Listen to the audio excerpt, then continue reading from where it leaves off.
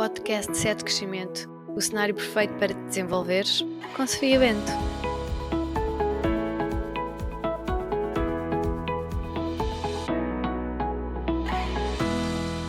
Olá, bem-vindos. O meu nome é Sofia Bento, sou psicóloga clínica e da saúde, coach e uma apaixonada pela área do desenvolvimento pessoal.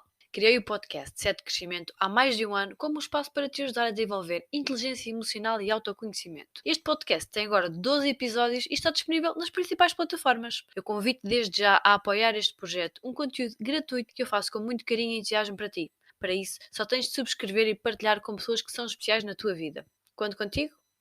E hoje nós vamos falar de metas, objetivos e mudanças necessárias. E porquê é que eu decidi trazer-te este tema? Bem, primeiro porque iniciamos um novo ano, não é? Em que habitualmente fazemos aquela listinha das resoluções de ano novo, não é? E depois porque já estamos em abril e começamos a ficar frustrados porque ainda não começamos a concretizar o que desejávamos. Ou então começamos e por algum motivo paramos, deixamos as coisas pelo caminho.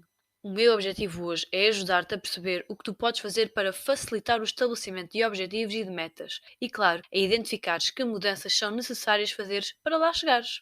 Eu já sei. Por vezes sentes um bocadinho de medo em estabelecer metas, não é? E sabes porquê? Sabes qual é que é a razão por trás desse medo? Eu vou-te dizer. Porque nós temos medo do fracasso, da falha, da exposição, da rejeição e temos medo de estabelecer objetivos por medo de não se concretizarem e com isso vem o quê? Mais frustração. Mas tu hoje vais perceber que o caminho também passa por estabelecer metas realistas, coisas que são possíveis de ser alcançadas. A boa notícia é que é normal nós termos medo, resistências, procrastinarmos, adiarmos coisas que são importantes para nós. Mas isso tu já sabes, não é? Porque certamente ouviste os episódios anteriores em que eu já expliquei com mais detalhe o porquê disto acontecer. Se estás aqui pela primeira vez e ainda não ouviste, então rebobina. Começa pelo episódio número 1. Tu vais certamente ficar mais fortalecida e preparada para receber o conteúdo de hoje. E antes de tudo, eu quero explicar-te a diferença entre metas e objetivos. Porque não é bem a mesma coisa. Um objetivo é a finalidade que queres atingir, é o que tu queres alcançar, como perder peso, comprar casa, trocar de emprego. O objetivo responde a esta pergunta: o quê? O que é que eu quero atingir? Enquanto que, por outro lado, as metas são as atividades-chave que tu precisas realizar para concretizar esse objetivo. Como fazer exercício físico 3 vezes por semana, poupar X euros por mês, atualizar o CV. A concretização das metas ao longo do tempo é o que te faz alcançar o objetivo final. E responde à pergunta: como chegar ao objetivo? E posso adiantar-te que por vezes é mesmo por aqui que começamos a resvalar. Temos muitos objetivos genéricos, coisas abstratas e estamos a falhar no planeamento das metas, dos passinhos que precisamos dar ao longo do caminho. Por isso, neste episódio, vamos falar de estratégias específicas para criar metas, dos erros que cometemos, dos obstáculos que enfrentamos ao tentar criá-las ou atingi-las, mas também dos potenciadores e dos benefícios. Fica desse lado de caderno e caneta na mão. Como é óbvio, eu vou contigo passo a passo dar-te as dicas e ferramentas para concretizares aquilo que é importante para ti, com exercícios práticos para tu chegares às tuas respostas. Porque afinal de contas, é mesmo isto que eu faço em terapia e no coaching: levar os clientes no processo para encontrarem as suas próprias respostas. Pensar, nós já pensamos demasiado, não é? Mas agora vamos partir para a ação. Posso garantir que se ainda não alcançaste determinados objetivos é porque ainda não entraste em movimento. Tens de mudar o teu comportamento se queres ter resultado diferente. Esta é a ideia-chave deste episódio. Por isso, vamos lá dar início ao episódio número 12. A história que eu trago hoje é a história da Mafalda. A Mafalda tem 29 anos e é dentista.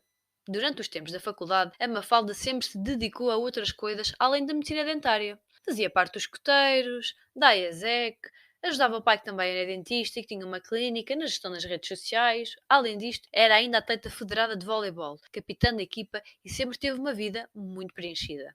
Quando a faculdade terminou, com isto também terminaram os escuteiros, a AESEC, e a Mafalda estava em paz com o fim desses ciclos. Sabia que haviam atividades que fizeram parte da jornada, mas que por conta da idade ou da etapa de vida terminaram ou deixaram de fazer sentido.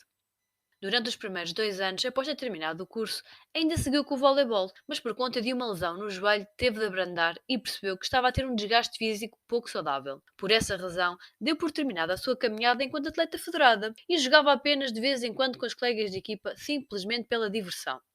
A Mafalda deu por si aos 27 anos, com os estudos terminados e com o fim de um ciclo de atividades que acompanharam a sua vida diariamente e de forma tão intensa.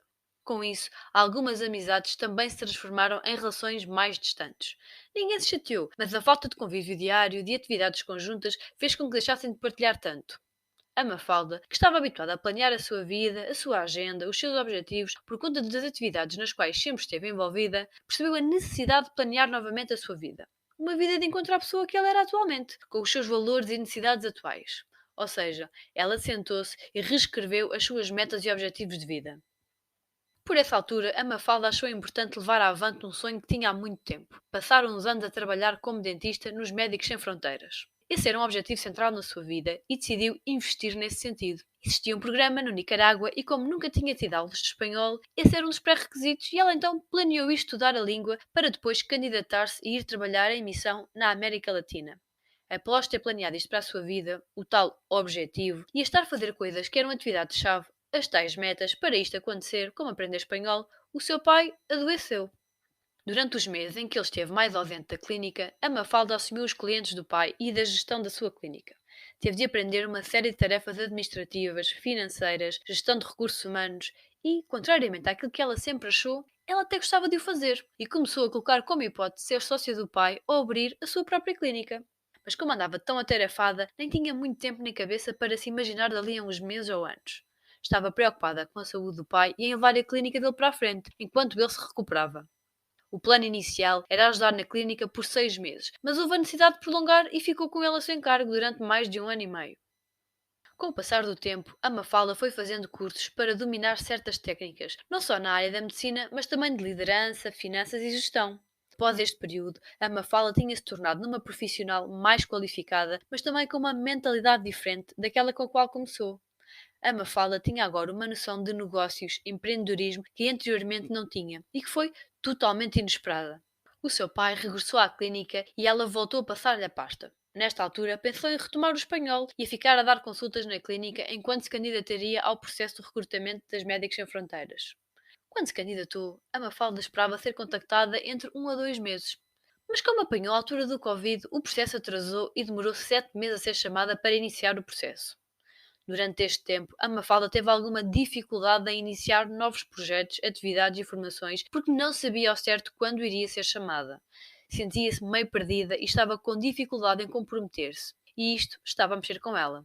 Quando finalmente iniciou o processo de recrutamento, que estava a ir muito bem, por sinal, a Mafalda percebeu que até esta chamada poderia levar mais 6 meses, além daquele tempo que ela já tinha esperado, uma vez que dependia dos projetos e das necessidades do momento da organização. Isto aumentou a angústia que ela estava a sentir. Mas como sempre tinha sido o seu sonho fazer trabalho humanitário internacional, decidiu aguentar-se e manter-se focada no seu objetivo.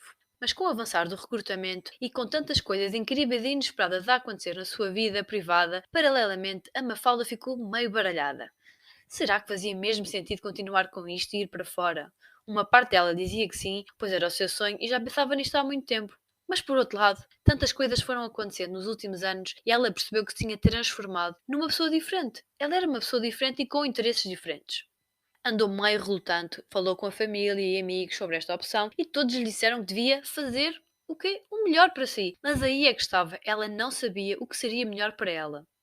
Questionou-se naquele momento de vida, com 28 anos, se os seus sonhos e projetos que tinha para o seu futuro ainda faziam sentido ou se precisariam de um ajuste.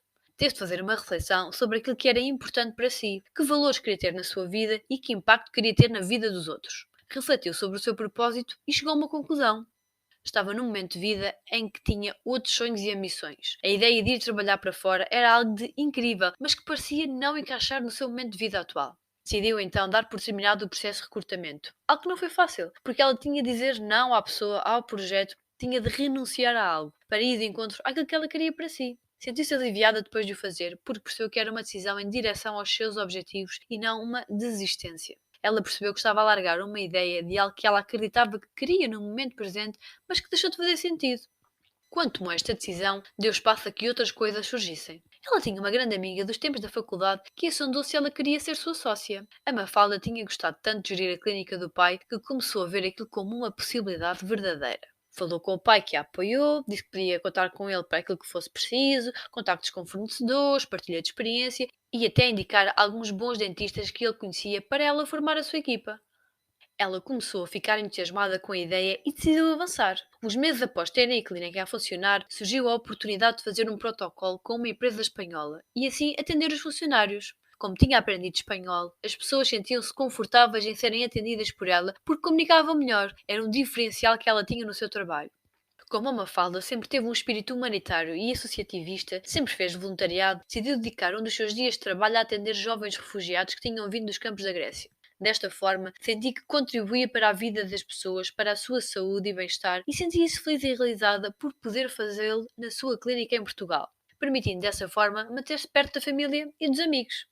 Aos 29 anos, a Mafalda deu por si a fazer trabalho humanitário em Portugal, sócia de uma clínica e a namorar com um dentista que tinha vindo trabalhar consigo.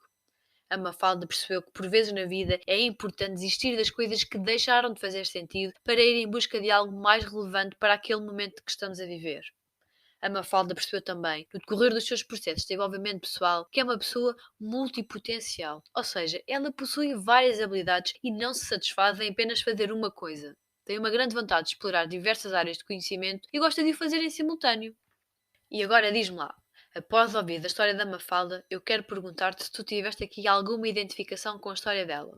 Surgiu-te algum sentimento? Paraste em alguma característica comum com ela? E será que já passaste por algum momento em que tu tiveste de fazer escolhas semelhantes? Que tiveste de desapegar de uma ideia antiga de ti mesma? Desapegar-te de uma ideia da tua vida que tu achavas que seria de determinada forma? Nos meus clientes e em mim própria, eu encontro muitas destas coisas comuns com o percurso da Mafalda. Muitas vezes em sessão, ouço as seguintes frases. Eu não quero desistir, mas é que eu não sou de desistir das coisas. Eu vou-me sentir pessimamente se eu desistir daquele trabalho porque ainda nem sequer passou um ano e eu queria muito trabalhar naquela empresa. Por isso, eu vou aprofundar este tema da desistência no quadro de perguntas mais à frente neste episódio. Por agora, convido-te a ires buscar o teu caderninho de desenvolvimento pessoal e a tua caneta, se ainda não os tens por perto, e a te preparares porque este episódio hoje é em estilo de masterclass. Vais dar ao dedo e tirar notas disto tudo, tal como eu fiz quando andei a estudar para preparar este episódio especialmente para ti. Vamos então falar de aspectos práticos sobre metas e objetivos. Quando tentas estabelecer um objetivo e determinadas metas para o alcançar, eu quero alertar-te para 7 obstáculos que tu vais encontrar pelo caminho e aos quais deves estar atenta. O primeiro obstáculo é a nossa amiga procrastinação. Tu vais começar a adiar a tarefa pelo medo de falhar, de não sair perfeito ou de ser rejeitada. Ou pelo medo daquilo que os outros podem achar disso. Podem achar que estás a fazer uma idiotice. Segundo aspecto, o medo. Tu vais sentir medo por fazer coisas novas, por sair da tua zona de conforto e fora dos teus padrões habituais. Terceiro aspecto, vitimismo. Tu podes achar que o mundo é cruel e que as coisas boas não te acontecem a ti, só aos outros e que para os outros tudo parece tão fácil. Quarto aspecto, autossabotagem. Pois, tu podes ter comportamentos que vão contra o objetivo que tu queres alcançar, como comer só aquele pãozinho que vai quebrar a tua dieta ou faltar uma semana inteira ao ginásio.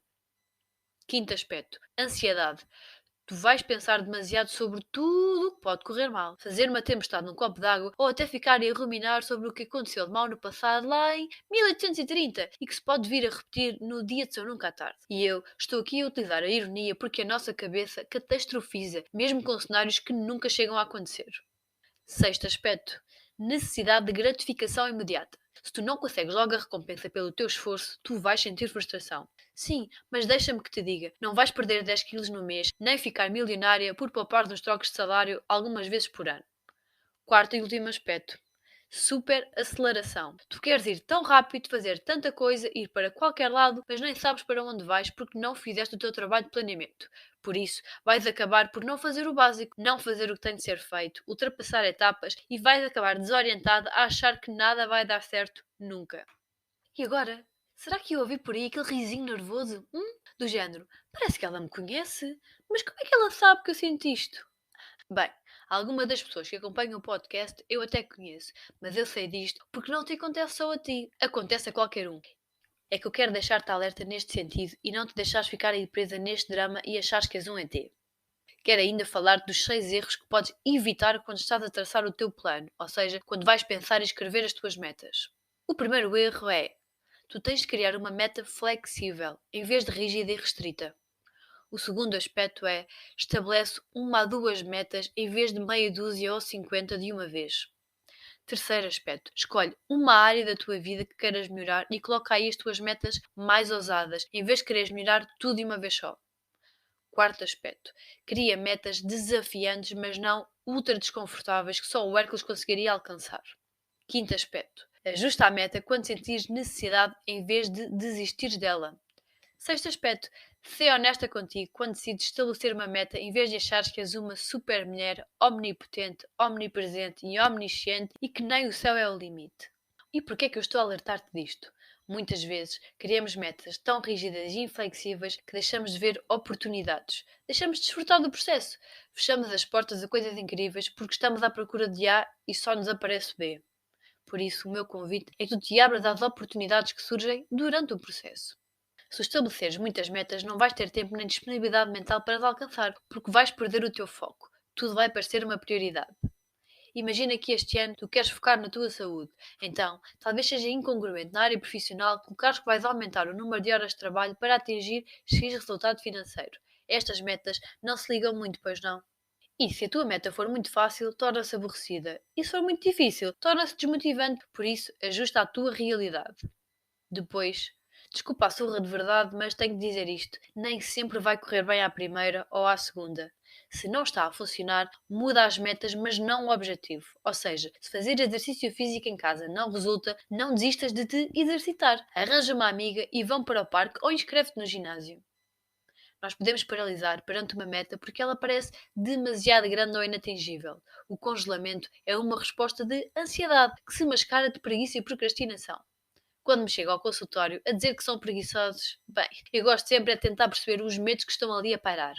Depois de ter falado de 7 obstáculos e 6 erros mais comuns, eu quero também dar-te aqui algumas dicas sobre como podes potenciar a criação e manutenção dos teus objetivos. A primeira de todas as dicas para facilitar atingir objetivos é seguir a metodologia SMART. Já ouviste falar?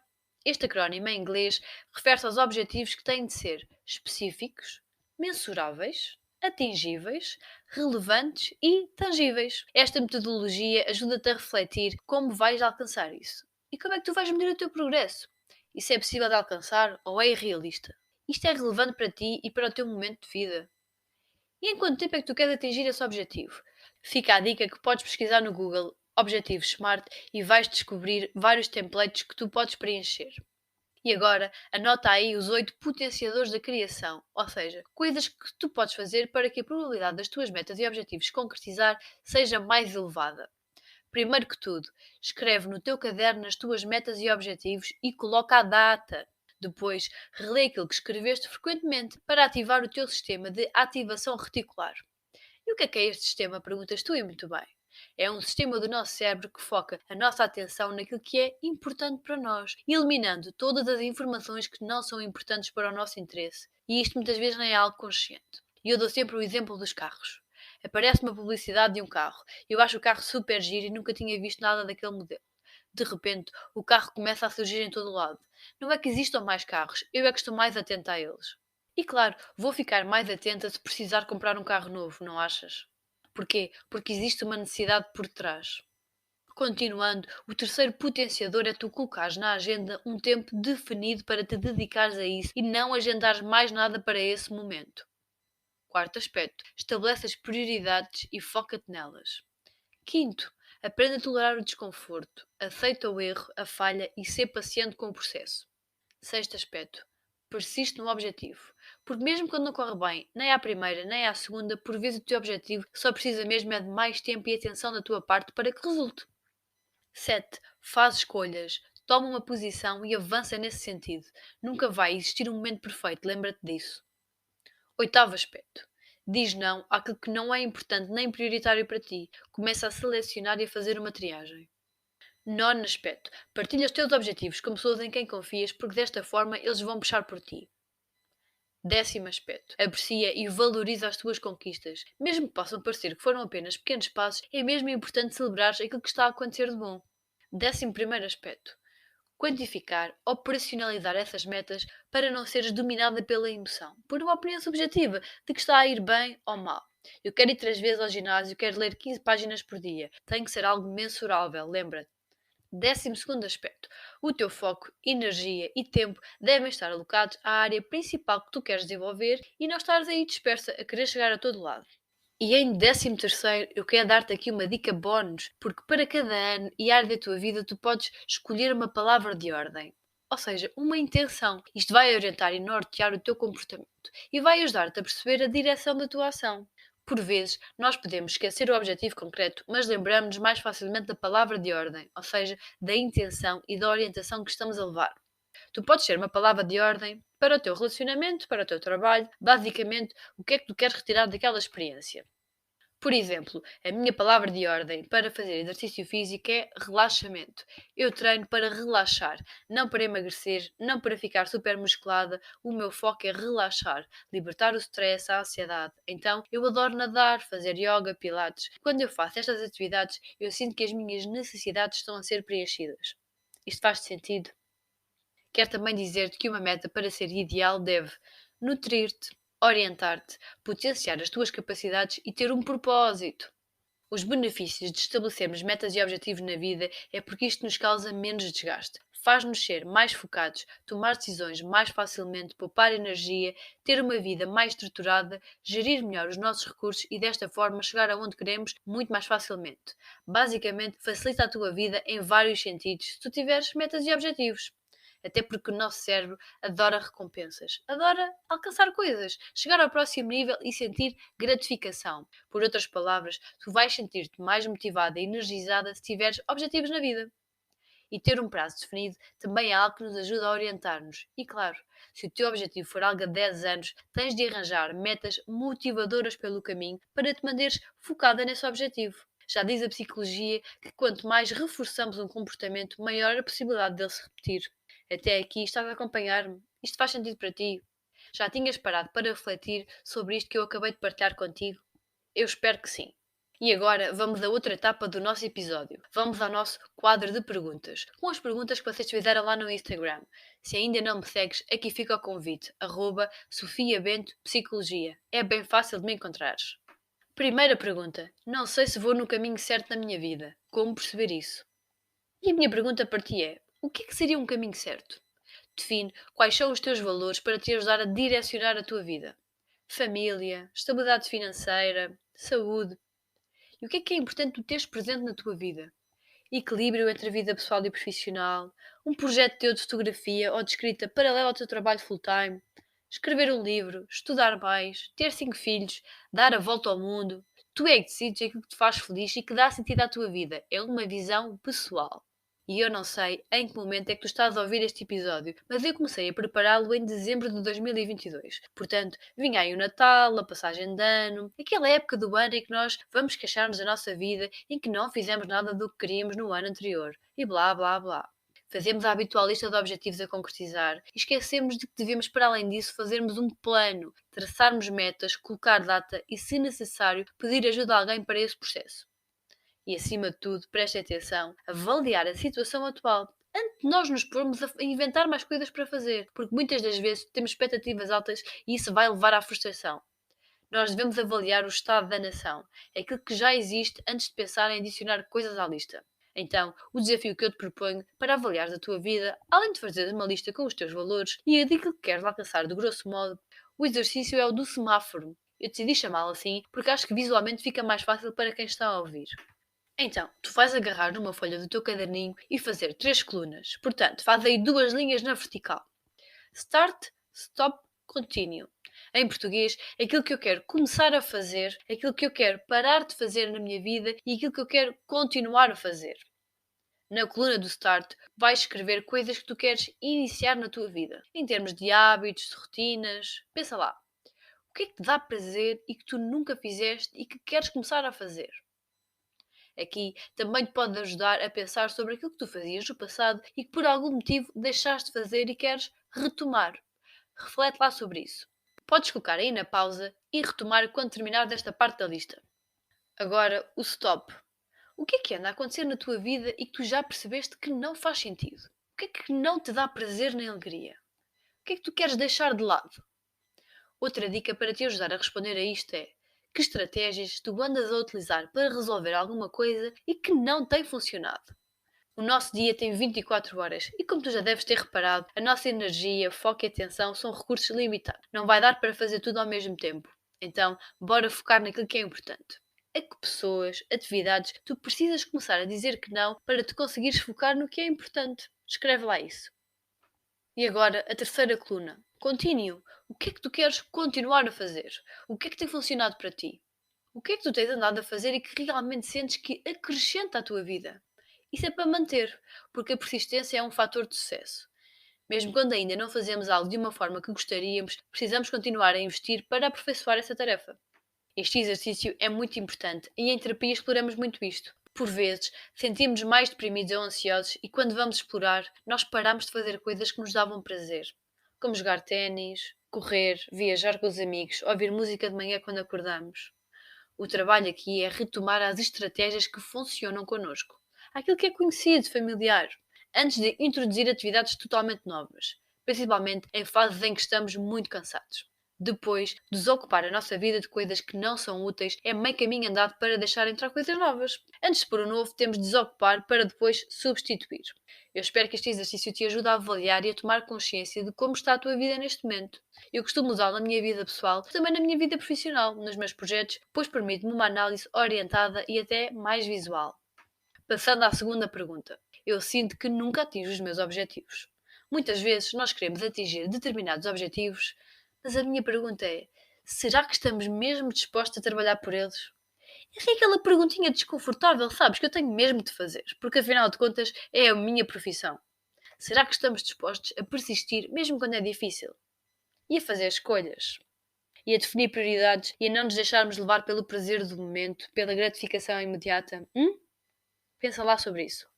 Há coisas que levam tempo, por isso é que falamos em processo de desenvolvimento pessoal. Não se trata de estalar os dedos e num passo de mágica termos as coisas diante de nós. Acho que o mais incrível do desenvolvimento pessoal, disto dos objetivos, não é o resultado final a que queremos chegar e atingir, mas o caminho, o processo que fazemos para lá chegar. Por vezes, só olhamos para o final, para o resultado, mas o processo tem tanto crescimento, tanta autossuperação e superação de barreiras mentais, de crenças, que só por isso já vale a transformação. E até te digo mais, por vezes ficamos tão agarrados às metas que achamos que queremos que deixamos de aproveitar a vida tal como ela é. Paramos de vivê-la no presente e vivemos para o futuro incerto. E é aqui que liga com a terceira pergunta. Eu sou teimoso e persisto muito nas coisas. Eu não sou desistir e vou mesmo até ao fim, mesmo quando eu não gosto. Será que estou a fazer isto bem?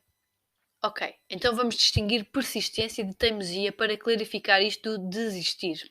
A teimosia é quando nós não damos o braço a torcer perante evidências claras, quando queremos ter razão a todo custo, quando não abandonamos algo, ficamos ali agarradinhos àquilo que não interessa, independentemente daquilo que está a acontecer. No dicionário até aparece descrito como uma birra.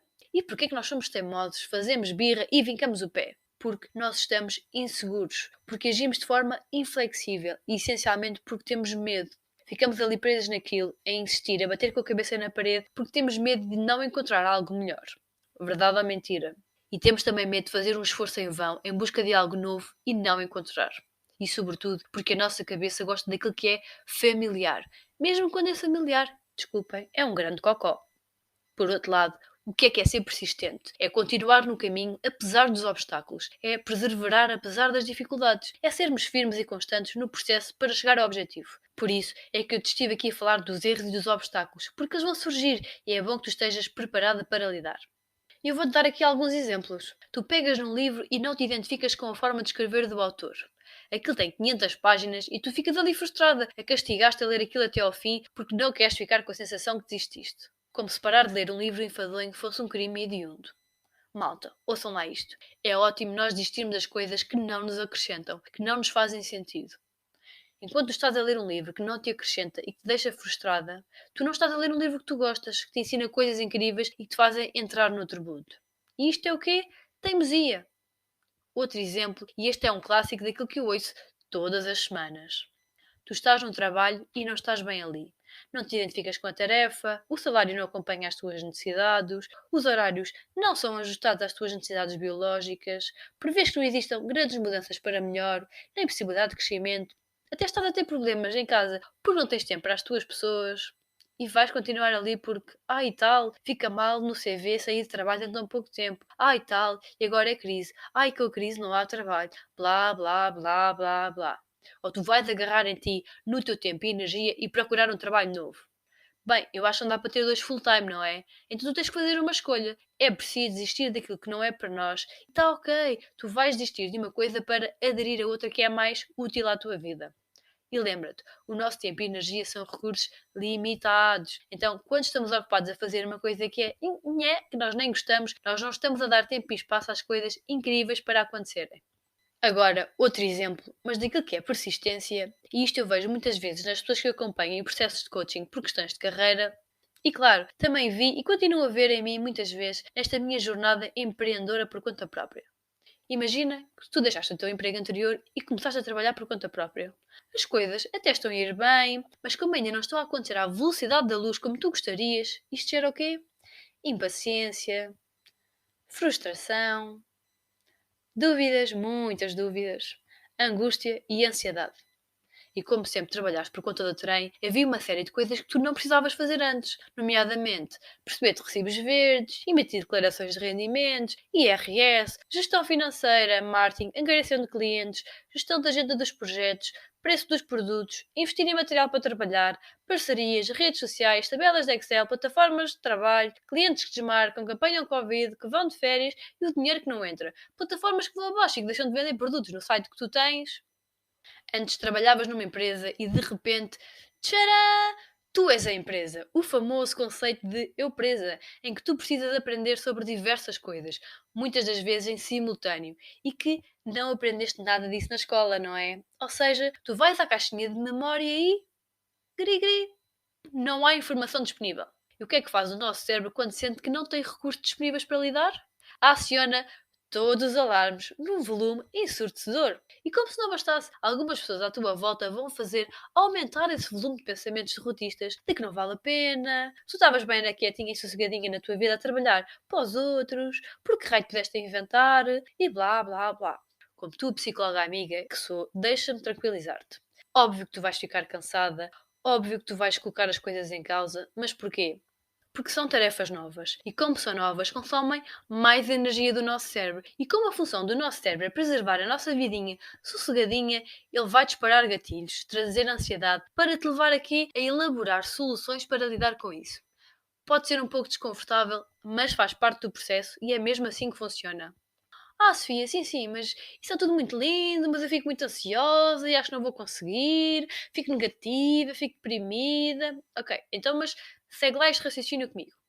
Quando tu vês um bebê tentar andar, ele vai caindo até aprender a equilibrar-se, tu sabes que faz parte do processo dele, não sabes? Do fortalecimento muscular e que ele vai conseguir lá chegar. Ou ficas ali a achar que por ele estar a dar tomos que nunca vai conseguir. E também diz-me outra coisa, tu não vais lá chegar ao pé do bebê e começar a criticá-lo, pois não? A chamá-lo de incapaz, a pô-lo para baixo. Claro que não, né? Nem faz muito sentido pensar neste cenário. Mas pensa lá, o que é que nós fazemos connosco mesmos? Pois. Então tu vais dar tomos também, tu vais cambalear, vais ter dias em que andas baralhada das ideias, mas estás no processo. E isto vai exigir novas rotinas, estabelecimento de metas para facilitar este novo modo de trabalhar e de viver e está ok, porque é assim que evoluímos. Por isso, seja mais compassiva contigo mesma. Também pode acontecer, ao longo do processo, de perceberes, epá, trabalhar por conta própria não é para mim. Eu já percebi, já tentei e não funciona. E não é nada disto que eu quero. Ou então não estou na minha melhor fase para que isso aconteça, ou porque eu não me consigo disciplinar com horários ou com o dinheiro. Olhem, e também está ok. Só quando passamos pelas coisas é que podemos perceber se funcionam ou não, se são para nós ou não. A ideia que eu te quero deixar aqui é dar tempo ao tempo para algumas coisas acontecerem e não desistas na primeira dificuldade que tu encontras. Ser flexível e adapta-te. E diferenciar aquilo que é teimosia de persistência do que é desistir e daquilo que é escolher outra direção. E depois tu dizes-me, sim, mas esse processo nem sempre é muito fácil. Então, quando tu estás na dúvida sobre se deves ou não fazer determinada coisa, pergunta-te assim: fazer isto, fazer esta determinada tarefa, isto aproxima-me ou afasta-me do meu objetivo, daquilo que eu quero alcançar na minha vida? Eu estou segura que isto vai facilitar e muito a tua vida. Quarta e última pergunta: o que é que eu posso fazer para que as outras pessoas que não entendem ou não apoiem os meus objetivos o façam? Exemplo número 1. Quero fazer voluntariado na América Latina, mas a minha mãe não vai aceitar. Ou outro exemplo. Quero fazer uma mudança na empresa, mas as pessoas vão resistir à mudança. A minha sugestão é: cria um plano e vende esse plano. Não deixa ali margem para dúvidas, indecisões. A ideia de que estás perdida na situação não transmite confiança e por isso mesmo faz com que os outros não acreditem também. Explica à tua mãe ou aos teus funcionários como é que tu vais superar as dificuldades, a estrutura que tu vais seguir e pensa na contra-argumentação, ou seja, o que é que eles podem argumentar e quais as respostas a isso. Como é que tu vais resolver determinado problema ou imprevisto. Outro aspecto é muito mais fácil as pessoas aderirem a um plano se tu lhes explicar das vantagens, a estrutura, o porquê de ser importante para ti e para eles e o que é que vai acrescentar à relação ou à empresa. E isto inclui um aspecto fundamental. Qual é a função da outra pessoa nesse objetivo? O que é que tu esperas dela? E de que forma é que ela se pode envolver no teu plano? A maneira como tu apresentas esse plano também é muito importante. Tenta fazê-lo com genuína confiança, de uma forma organizada, estruturada, com pés e cabeça. E claro, no fim, mas não menos importante, preparem a outra pessoa para a conversa. Perguntem-lhe se aquele dia está ok para ela, coloquem na agenda para dar oportunidade à pessoa de se organizar, para estar ali disponível emocionalmente para ouvir.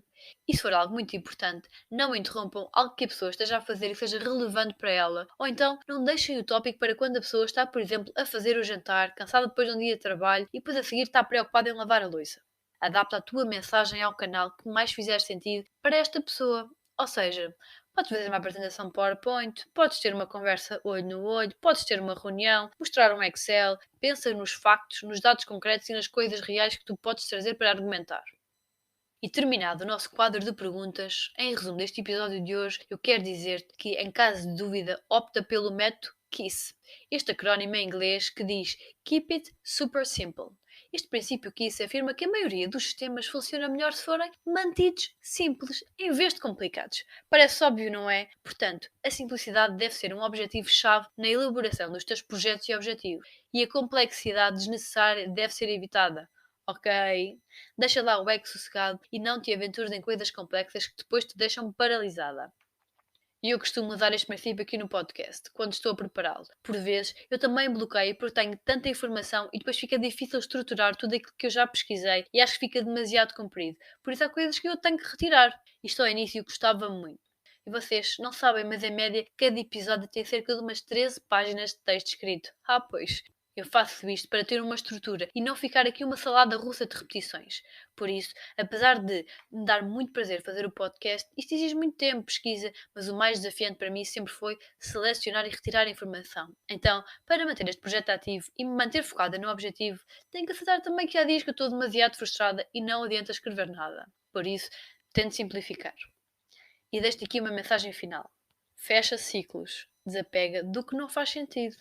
Termina as coisas pendentes. Desistir não revela incompetência ou incapacidade, mas é uma tomada de decisão. Há coisas que faz sentido desistir, como relacionamentos e empregos tóxicos. Por outro lado, há coisas que devemos persistir apesar das dificuldades. Imagina uma pessoa que quer muito ter filhos e tem um relacionamento com outra que não quer. Então vai chegar um momento em que vão ter que tomar uma decisão. Mais cedo ou mais tarde, tu vais ser confrontada com a necessidade de tomar decisões na tua vida. Por isso, não fujas delas e abre espaço para o novo e para as oportunidades que podem surgir. Faz a tua parte. Trabalha de forma focada e persistente e deixa que os resultados venham. Dá-lhes tempo. Porque estás a ver os miúdos quando vão em viagem? De certeza que estás a ver, não é? E perguntam: estamos quase! E já chegamos! E agora? Então e agora? Se vocês repararem, nós adultos também somos um bocadinho assim por vezes, não é? Impacientes. Queremos tanto chegar que não usufruímos do processo, do caminho, não processamos o que está a acontecer no momento presente e estamos ali a olhar para o relógio. E já sabem, quando fazemos isso, o que é que acontece? Pois, parece que o tempo demora mais a passar, não é? É aquilo que nós demos em filosofia do Cronos e do Kairos. A nossa percepção de tempo muda quando estamos impacientes ou aborrecidos ou altamente entusiasmados com algo. Por isso, escolhe bem o que é que tu queres fazer. Eu espero que este conteúdo tenha sido útil para ti. Se gostas de acompanhar este podcast, faz alguém feliz e partilha com essa pessoa. E hoje eu tenho um pedido especial para ti que me acompanhas. Eu vou-te pedir para tu tirares uma foto ao teu caderninho de desenvolvimento pessoal, onde tu normalmente escreves as tuas reflexões aqui do podcast. Ou então a um momento em que tu estás a ouvir o podcast. Seja na praia, a limpar a casa, a fazer uma caminhada. E partilha, identificando a minha página. E lembra-te, se a tua página é privada, eu vou-te pedir para tu fazeres um print do teu ecrã e partilhares comigo por mensagem privada. Eu vou ficar mesmo feliz de partilhares um pouco desse teu momento comigo.